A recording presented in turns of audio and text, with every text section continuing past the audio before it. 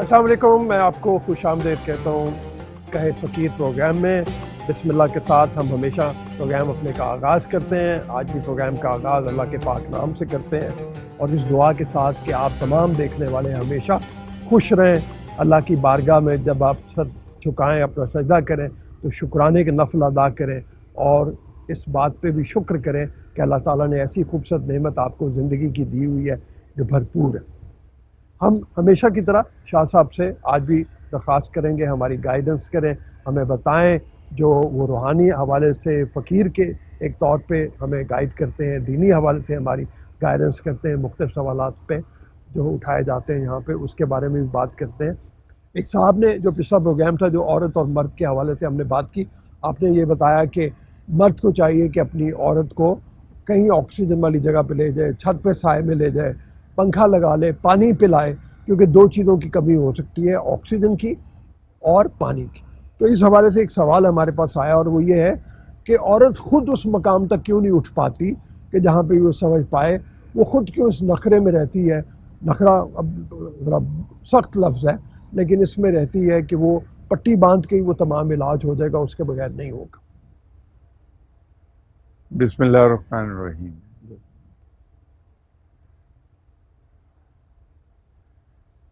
आपके साथ ही किसी प्रोग्राम को करते हुए मैंने हाल ही में एक अर्ज की थी कि हम शौहर हजरात थोड़ा सा हाई हैंडेडनेस का सलूक घरों में करते हैं।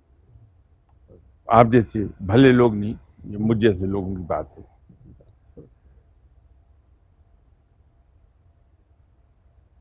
तो उसी हाई हैंडेडनेस का की एक एक्सटेंशन और भी है कि हम अपनी बीवी को कुछ देना नहीं चाहते, लेकिन उससे तवक्को करते हैं कि वो हमारी एक्सपेक्टेशंस के मुताबिक हो जाएगी। ये देने से मुराद मेरी कोई दुनियावी माल और ज़र नहीं है।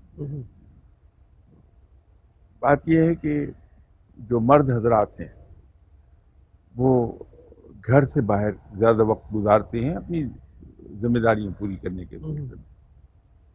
जॉब है, कारोबार है, तो वहाँ उनका इंटरेक्शन होता रहता है with all types of people. फिर मुख्तलिफ किस्म के एनवायरनमेंट से वास्ता पड़ता रहता है। वो कारोबार के सिलसिले में, अपने जॉब के सिलसिले में, ट्रेनिंग के सिलसिले में मुल्क से बाहर भी जाते रहते हैं। तो जैसे कि आपको अच्छी तरह मालूम है कि सफ़र बज़ाते खुद एक बहुत बड़ी एजुकेशन है। जी, वसीला ज़फ़र का ट्रैवलिंग गया है। जी बज़ाते खुद बहुत बड़ा एजुकेशन है। जी तो मर्द का विजन भी बढ़ता जाता है, उसका लेवल भी ऊपर उठता है, ज़हनी लेवल। बीवी जो है वो अपनी जिम्मेदारियों के सिलसिले में घर तक महदूद रहती है। उसको ये तमाम मौके नहीं मिलते हैं कि उसका इंटरेक्शन बाहर की दुनिया के साथ बहुत ज़्यादा हो, ट्रैवल कर रही हो, चीज़ों को देख रही हो। नतीजा ये है कि उसकी मेंटल डेवलपमेंट जो है, माइंड की डेवलपमेंट, वो उस रफ्तार पर नहीं हो पाती जिस रफ्तार पर उसके शौहर की हो रही है। तो उन दोनों का जो जहनी फर्क है वो दिन ब दिन वक्त के साथ साथ बढ़ता जाता है। ठीक, बिल्कुल सही बात कही आपने। जब ये फर्क बहुत बढ़ जाता है तो शिकायत के अंबार लगने लगते हैं। शौहर चूंकि बाहर की दुनिया में घूम फिर रहा है, उसके अंदर एक ख़ास किस्म का तरीका, सलीका वो डेवलप हो रहा होता है। बीवी बेचारी को मौके नहीं देता शौहर, تو وہ وہاں تک نہیں آ پاتی. نتیجہ یہ کہ ہمیں اپنی وائف سے بہت شکایات ہو جاتی ہیں. اب اس کا بہترین طریقہ یہ ہے کہ چلیے اتنے مواقع تو نہیں مل پائیں گے جتنے شوہر کو ملتے ہیں، لیکن اگر شوہر وقتاً فوقتاً اپنی بیوی کا ایکسپوئر کرتا رہے گھر کے باہر کے انوائرمنٹ سے اور ملک سے باہر کے انوائرمنٹ سے، تو اس خاتون کی بھی مائنڈ کی ڈیولپمنٹ کافی حد تک اوپر آ جائے گی، یہ شکایات نہیں ہوگی. تو اس میں قصور جو ہے میں یہ سمجھتا ہوں زیادہ تر شوہروں کا یہ ہوا. یہ ایک جنرل بات کی ہے، لیکن ایکسیپشنز آر آلویز دیئر. ایسے شوہر بھی ہیں جو بیویوں کو پوری دنیا میں لیے گھومتے ہیں، جہاں کہیں گھر سے باہر جائیں گے تو بیویوں کو ساتھ لے کے جائیں گے، لوگوں سے ملتے ہیں، ان کا ایکسپوجر ہوتا ہے بیویوں کا، اور ان کی ڈیولپمنٹ ساتھ ساتھ ہوتی چلی جاتی ہے. تو یہ شکایات کم ہوتی ہیں. ایکسیپشنز اس صورت میں بھی ہوتی ہیں کہ مردوں کی طرح خواتین میں بھی ایسی خواتین ہوں گی جو سیکھنا ہی نہیں چاہتی، وہ اپنے ہی ذات کے سحر میں گرفتار ہوتی ہیں کہ مجھ جیسا دوسرا کون. وہ فارسی میں اس کا ایکویلنٹ ہے، وہ بڑا خوبصورت ہے، وہ آپ بتا پائیں گے وہ کیا دیگرے نیست سم جی تھنگ. جی ابھی نہیں ذہن میں آ رہا. تو جی وہ اپنی ذات کے سحر میں جی گرفتار ہیں. نتیجہ یہ ہے کہ ان کے دماغ کی تمام کھڑکیاں دروازے سب بند ہیں، کوئی نئی چیز انٹر نہیں ہوتی. وہ 10-20% خواتین ویسی بھی ہو سکتی ہیں، لیکن زیادہ تر کیس وہ ہوتا ہے جو میں نے آپ سے اس میں عرض کیا. اچھا، اس میں ایک دو سوال اور کر لیتے ہیں، اٹھا لیتے ہیں، پھر مطلب اس کے بعد بات چلیں گے. وہ یہ ہے کہ ہمارے عام جن گھروں کی ہم بات کر رہے ہیں، ان گھروں میں باہر تو وہ جا نہیں سکتے ملک سے، لیکن چلیں ملک کے اندر تو بہت سی جگہیں ایسی ہیں جہاں جایا جا سکتا ہے. شہر کے اندر بھی بہت سی ایسی جگہیں ہیں جہاں پہ آپ اس کو قریب کہیں کبھی ہفتے میں ایک دفعہ ہی صحیح، روز تو چلے اس کو پیدل ٹہلایا جا سکتا ہے اپنے ساتھ میں. لیکن ہوا کچھ یوں ہے کہ ہمارے ہاں شادی کے 5-6-7 برس بعد 5-6 بچے پیدا کر دیے جاتے ہیں.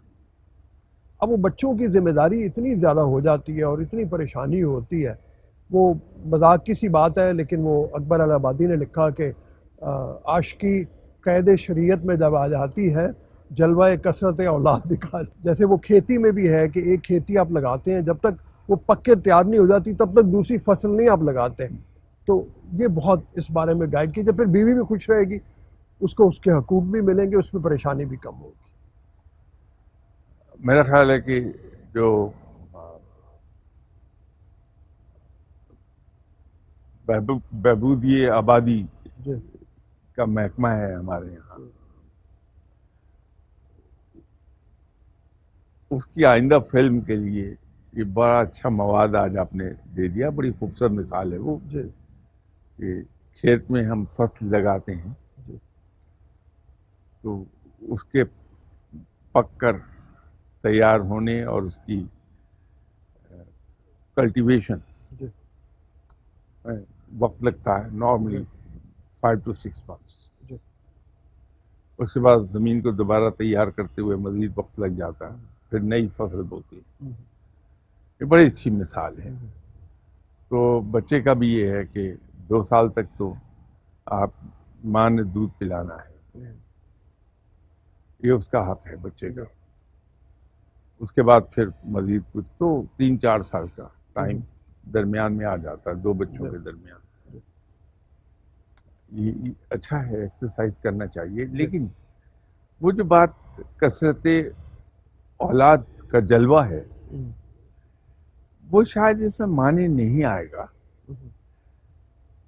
یہ صرف ہماری ایک ذہنی کیفیت ہے اور اس کو ہم خاندانی ذمہ داریوں کی آڑ بھی لے لیتے ہیں. اس پہ ہم اپنے فنانسز کی بھی ذمہ داری کی آڑ لے جاتے ہیں. لیکن یہ رویہ بڑا اچھا ہے کہ اگر حالات اجازت دے رہے ہوں تو ہم چلیے ہر سال نہ صحیح ہر آلٹرنیٹ ایئر پر ہم فیملی کے ساتھ کہیں نہ کہیں نکل جائیں اور وہ ہمیں ایک تو ہماری انرجیز کو جلا بخش دے گا، بڑھ جائیں گی، ریویمپ ہو جائیں گی، اور اس کے ساتھ ساتھ ایک گریٹ ایجوکیشن ہے۔ ہمیں حیرت ہوتی ہے جب ہم ایک چیز دیکھتے ہیں کہ ہم میں سے 98% وہ لوگ ہیں جنہوں نے خود اپنا ملک پورا نہیں دیکھا ہوا۔ جی بالکل۔ ایک سرٹن پرسنٹیج مل جائے گی آپ کو جو لاہور سے 100 میل سے زیادہ نہیں گئے ہوئے ہوں گے، وہ بھی ایک آلدو چھوٹی پرسنٹیج ہے لیکن ہے۔ تو کم از کم اور کچھ نہیں ہم کر سکتے، ہم جب چھٹیاں ہوتی ہیں بچوں کی کم از کم اپنے ملک کو تو دیکھنے چلے جائیں، ہم تو وہ بھی نہیں کر پاتے۔ تو اس میں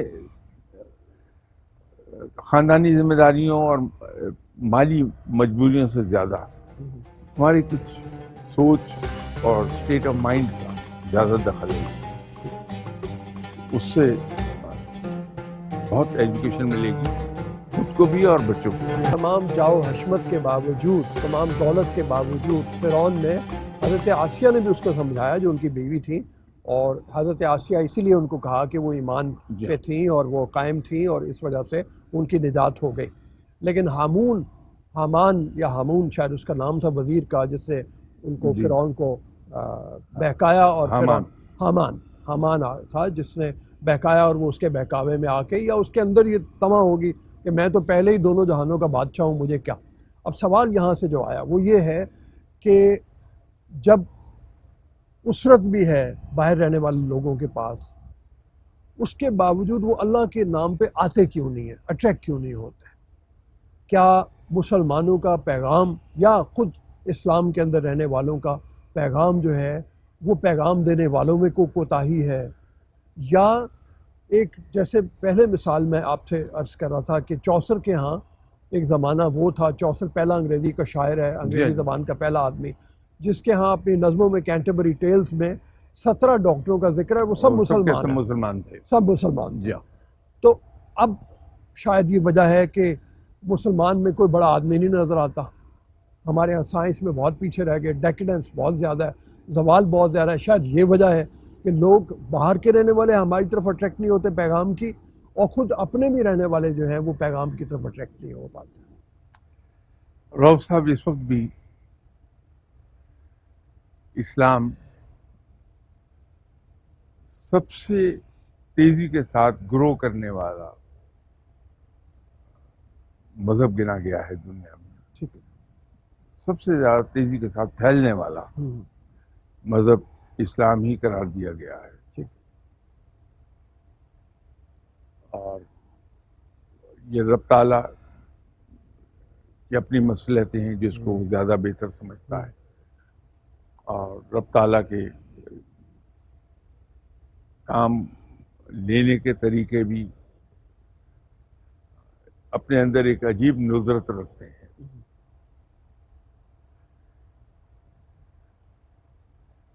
جو 9/11 کا واقعہ ہوا، جی، امیڈیٹ ریئیکشن میں تو یہ بات آئی کہ مسلمانوں کے خلاف ایک سال پبلک اوپینین بنی، جی، لیکن لیٹر آن اس کے اثرات کیا آ گئے کہ لوگوں نے اسلام کا مطالعہ کرنا شروع کیا، چاہے ان کا اینگل کوئی مختلف تھا، لیکن ان کا وہ اینگل نہ صرف درست ہوا، ان کی سوچ کریکٹ ہو گئی، بلکہ بہت تیزی کے ساتھ لوگوں نے اسلام کو قبول کیا۔ اسلام کے پھیلنے کی دوسری بڑی وجہ ہے نان مسلم کا مطالعہ قرآن۔ قرآن پاک کو پڑھتے ہیں وہ مسلمان ہو جاتے ہیں، یہ تو ایک پازیٹو پہلو ہے بہت ہمارا. ٹھیک. بدقسمتی سے دوسرا پہلو ذرا ایسا ہے جس کو بیان کرنا بھی تکلیف دہ ہے جی. کہ شاہ صاحب مسلمان تو ہیں اور اللہ اور اس کے رسول صلی اللہ علیہ وسلم کا نام بھی ہر جگہ لیتے رہتے ہیں بیٹھے ہوئے، لیکن انفارچونیٹلی جب لوگ میرے اعمال دیکھتے ہیں، میرا زندگی میں دوسروں کے ساتھ کیا رویہ ہے، میری ڈیلنگز کس ڈھب پر ہیں، اس سے لوگوں کو بڑی مایوسی ہو جاتی ہے. اسلام شاید 100 گنا زیادہ تیزی کے ساتھ پھیل سکتا ہے اگر شاہ صاحب کی جو عملی اقدامات ہیں، اسپیشلی جو ڈیلنگز ود ادرس ہیں، وہ ویسی ہوں جیسی شاہ صاحب زبان سے کہتے رہتے ہیں، تو میرے خیال میں اسلام کے پھیلنے کی رفتار بڑی تیز ہو جائے گی. اور یہ صرف میرا گیس ورک نہیں ہے، بلکہ پچھلے کسی پروگرام میں نے آپ سے کہا تھا کہ جو ہم فیوچر کی فورکاسٹنگ کرتے ہیں وہ ہمیشہ بیسڈ ہوتی ہے آن ہسٹوریکل ڈیٹا. جی جی. اسلام تلوار سے قطن نہیں پھیلا، لیکن دنیا نے دیکھا کہ مسلمان جہاں جہاں بھی گئے، خاص تجارت کے لیے گئے، سیاحت کے لیے گئے یا فتوحات، تو نان مسلم ان کے کردار سے اٹریکٹ ہوئے زیادہ اور اسلام قبول کر لیا. تو اسلام پھیلا ہے اصل میں ہمارے اسلاف کی جو پرسنل کیریکٹر تھا، جو لوگوں کے ساتھ ان کے رویے تھے، لوگوں کے ساتھ ان کی ڈیلنگز تھیں، اس نے انہیں متاثر کیا ہے. یہ سب کے لیے ایک بڑی حیران کن بات ہے کہ ایک مسلمان فوجی ہے، وہ شہر فتح ہونے سے پہلے تو قہر بن کے ٹوٹ رہا تھا دشمن کی فوجوں پر، لیکن جو ہی شہر فتح ہو گیا اور وہ شہر میں داخل ہوا ہے تو اللہ کا بڑا عاجز بندہ ہے جو انہی دشمنوں کے لیے باعث رحمت بنا ہوا ہے. یہ جو ایک پرسنالٹی کے دو پہلو اس طرح سے یہ اگلے کو متاثر زیادہ کرتے ہیں، پھر بجائے اس کے کہ وہ لوٹ مار کر لے، دیکھا کہ فلاں آدمی بھوکا بیٹھا ہے جنگ کی وجہ سے، تو اپنے جو زیادہ راہ میں اس کے کھانے پینے کا سامان ہے نکال کے دے دیا ہے، کھا لیجیے، باوجود یہ جاننے کے کہ یہ دشمن کا آدمی ہے. اپنے دشمن کی بھی جان، مال اور اولاد کو اپنے اوپر اس نے حرام کر لیا ہے فتح ہو جانے کے بعد. یہ جو پہلو تھے یہ امپریس کرتے تھے نان مسلمس کو اور وہ تیزی سے مسلمان ہو جاتے تھے. آج اگر میرے اندر یہ چیز آ جائے کہ جو کچھ میں زبانی کہتا رہتا ہوں، اگر اس کا صرف 50% ہی میری رویوں سے ٹرانسفائر ہونے لگے، بڑی تیزی سے جو موجودہ رفتار ہے اس سے 10 گنا زیادہ تیزی کے ساتھ وہ پھیل جائے گا اسلام. وہ آپ نے جیسے ابھی کہا تو اقبال کا شعر ایک مجھے یاد آ رہا ہے کہ ہو ہلکا یاراں تو بریشم کی طرح نرم، رزم حق و باطل ہو تو فولاد ہے مومن. بالکل تشریح آپ نے مطلب اس کی فرما دی ایک طرح سے کہ جب وہ فتح کیا تو بریشم کی طرح نرم، ریشم سے بھی زیادہ نرم ہے، اور جب رزم حق و باطل ہے تو فولاد ہے مومن، اس وقت اس کے اندر وہ سختی موجود ہے. اچھا، اب اس میں آپ نے بالکل صحیح فرمایا، آپ مجھ سے بہت بہتر جانتے ہیں کہ یورپ میں جو اسلام پھیلا ہے یہ عام آدمی کے لیے جاننا ضروری ہے. وہ اس میں مسلمانوں کا حسن سلوک اور اس کے ساتھ علم کہ کل چند روز پہلے بھی آپ ایک پروگرام میں آپ نے ذکر کیا تھا، الرازی ہیں، اور یہ الحسم ہیں، جی جی ایک سے ایک بڑا مسلمان سائنسدان، ابن رشد ہیں، اور پھر علامہ ابن عربی جنہوں نے کوڈووا یونیورسٹی میں ان کا بڑا اثر تھا، کرتبہ کی یونیورسٹی سے، وہاں سے اسلام پھیلا یورپ کے اندر۔ فتوحات مکیہ، علامہ ابن عربی کی کتاب جس وقت انگریزی میں ترجمہ ہوئی ہے، تو اس نے علم و فضل کے ایسے سوتے بہائے ہیں جس کی کوئی حد نہیں۔ بے شک اسی طرح سے راجر بیکن، فرانسس بیکن، انہوں نے وہاں سے تعلیم حاصل کی کوڈووا یونیورسٹی سے، اور پھر لاجک کی ابتدا کی، جہاں سے نئے فلسفے کی، نئی سائنس کی بنیاد بنی ہے۔ تو مسلمانوں کو وہاں آنا ہے نا، اس علم و فضل پہ آنا ہے جس کی کمی ہے پہلے موجود۔ جی آپ تشریح کیجیے گا تھوڑی سی، یا میں سوال لوں؟ آپ نہیں، آپ نے بڑی جی سیلف ایکسپلینیٹری بات کی، جی اور اس میں کوئی شک نہیں ہے۔ جیسے پہلے بھی کسی پروگرام میں نے عرض کیا تھا جی کہ اہل یورپ اب اس چیز کو ماننے لگے ہیں اوپنلی، اتنی مورل کریج کا انہوں نے مظاہرہ کیا ہے کہ وہ یہ کہتے ہیں کہ ہمارا جو علم ہے، جو روشنی پھیلی ہے، اس کی بنیاد اسلام نے فراہم کی ہوئی ہے، مسلمانوں نے۔ وہ تو اس کو یہ کہتے ہیں کہ what did Muslims do for us؟ تو اس میں وہ یہی بیان کرتے ہیں کہ جو مسلمانوں کی تحقیق تھی، مسلمانوں نے نئے نئے جو علم کو جہتیں دی ہیں، جیسے لاجک کا آپ نے ذکر کیا، یہ مسلمانوں کی دیا ہوا ہے۔ جی جی اب یہ غلط فہمی تو زیادہ یہ ہے کہ لاجک کہیں یورپ میں ڈیولپ ہوا، یہ علم یہ مسلمانوں کا دیا ہوا ہے۔ بالکل۔ محمد ابن عربی کا آپ ریفرنس دے رہے ہیں۔ اب محمد ابن عربی نے اپنے وقت میں جو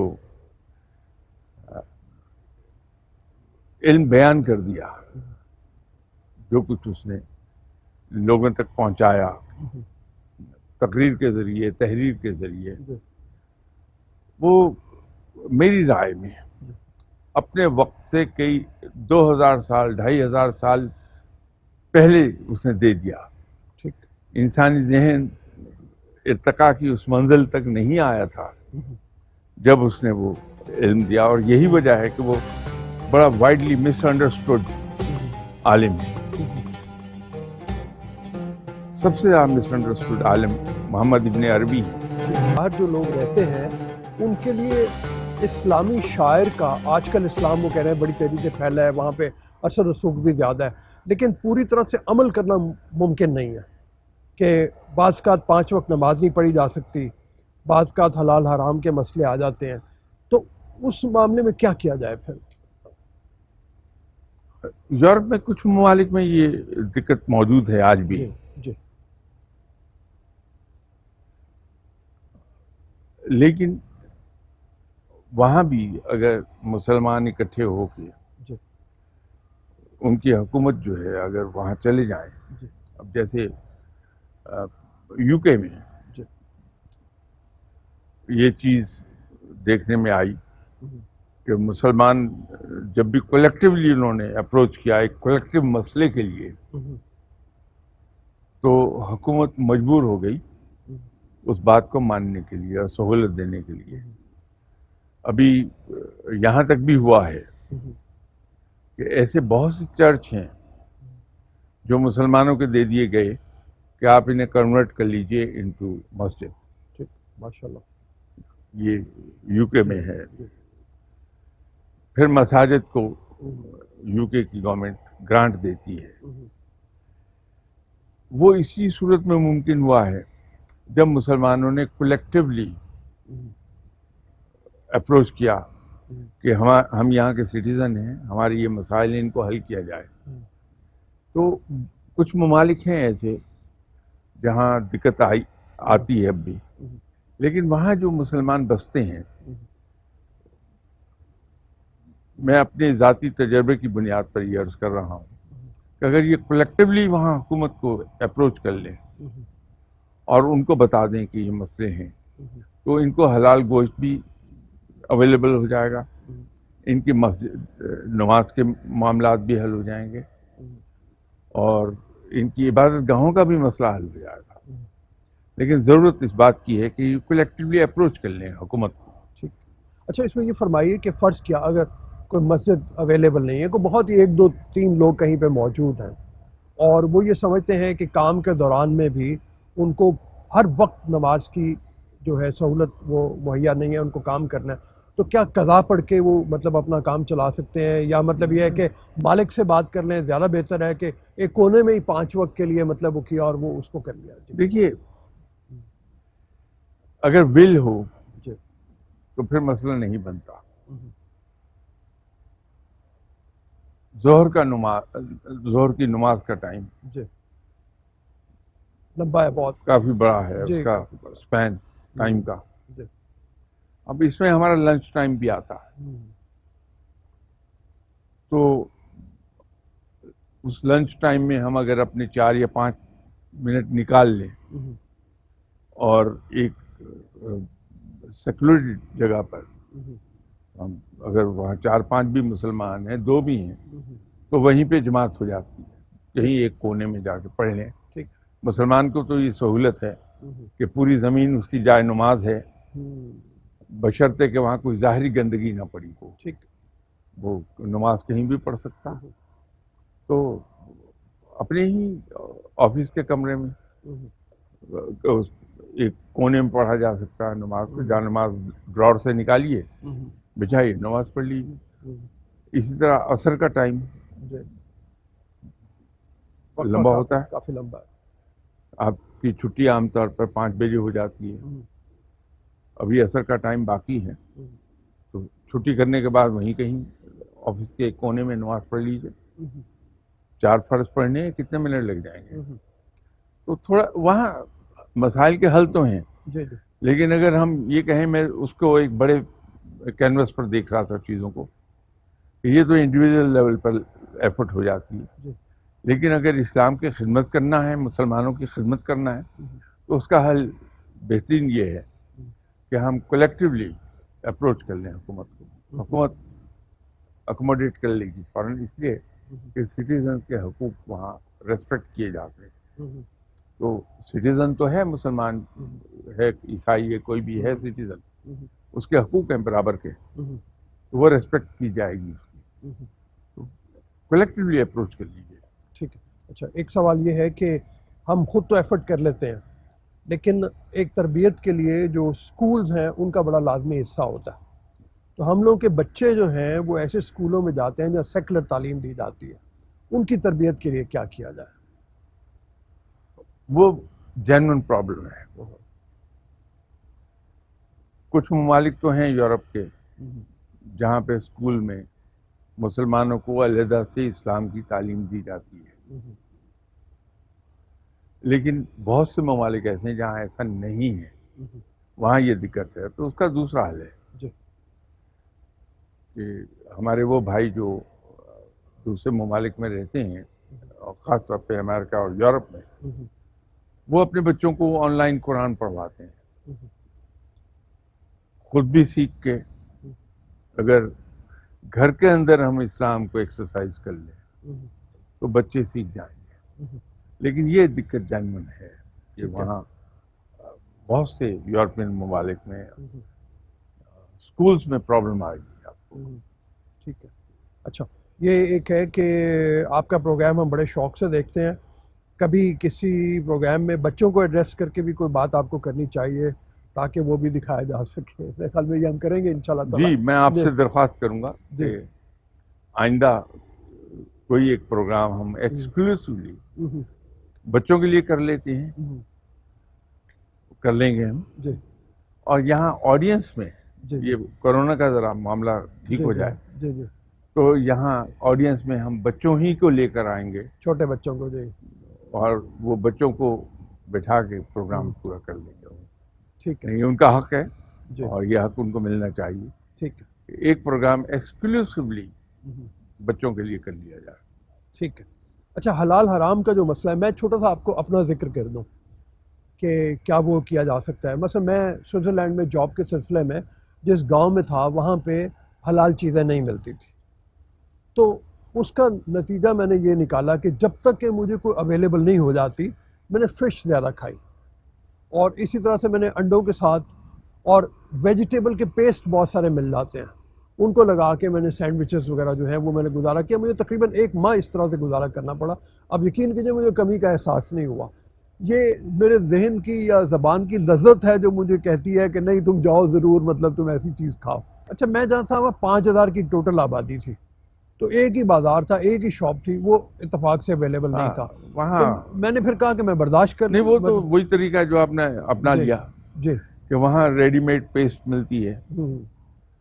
وہ عام طور پہ ٹیوبس کی صورت میں ہوتی جی ہے, ٹیوبس کی صورت میں بالکل. جیسے ٹوتھ پیسٹ ہے, جی جی وہ اس کو استعمال کر لیجیے. جی پھر وہاں پہ آپ کو فش تو عام ہے, سامن اتنی شاندار جس کی کوئی حد نہیں. اسپیشلی پنک سامن. پنک سامن جو ہے جو یہاں اتنی بہت مہنگی زبردست. ملتی ہے 4-4 ہزار روپے کلو, وہاں پہ ہمیں ایسے جیسے مفت میں مل رہی ہوتی ہے. سامن جو ہے وہ ہمیں مل جاتی ہے. تو میرا مطلب ہے برداشت کر لینا زیادہ بہتر ہے کہ بجائے اس کے آدمی جو ہے وہ حرام چیز کے اوپر جائے اور گناہ گار بھی ہو. یقینی طور پہ جی مسلمان تو اسلام کے لیے کسی حد تک بھی جانے کو تیار ہوتا ہے. جی ہم اپنے دین کے نام پر اپنی جان جیسی عزیز چیز بھی قربان کرنے میں نہیں ہچکتاتے. جی تو یہ تو تھوڑا سا معاملہ ہے. جی لیکن ابھی جو کچھ ہوا ماسٹ وائے ایسی کوئی ایگزامپلس ہوں, جیسے آپ بہت ہی چھوٹی جگہ پر جہاں 5000 کی آبادی تھی جی وہاں آپ جاب پر چلے گئے, جی اس صورت میں بھی یہ ہے کہ ویکینڈز پہ آپ جا کے قریبی بڑے شہر سے, سوئٹزرلینڈ ان ملکوں میں سے ہے جی جہاں آپ کو یہ دقت آتی ہے, اسکولز میں بھی. جی اور ماسوائے ان کا جو کیپٹل سٹی ہے وہاں جنیوا میں نہیں ہے ایسی مشکل, وہاں مل جاتا ہے. جنیوا میں آپ کو حلال گوشت بھی ملے گا جی اور اسکولز میں اسلامک ایجوکیشن بھی ملے گی. جی جی لیکن جو اس طرح بارڈر ایریاز کے جو گاؤں ہیں چھوٹے چھوٹے, جی یہ ایسے گاؤں عام طور پہ بارڈر ایریاز بارڈر ایریا ہیں, وہاں یہ دقت ہے. سوئٹزرلینڈ میں کافی ہے. ٹھیک ہے سر, بڑی مہربانی. ہمارے پروگرام کا وقت اب ختم ہو رہا ہے. شاہ صاحب سے جیسے ایک سوال یہاں پہ آیا کہ بچوں کو ایڈریس کر بھی کوئی پروگرام ہونا چاہیے, انشاءاللہ تعالیٰ اس حوالے سے ضرور ہم کوشش کریں گے جلد سے جلد ایسا ہو.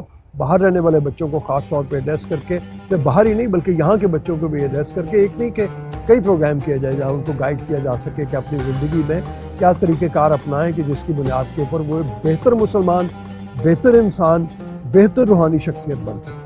ابھی اجازت دیجیے.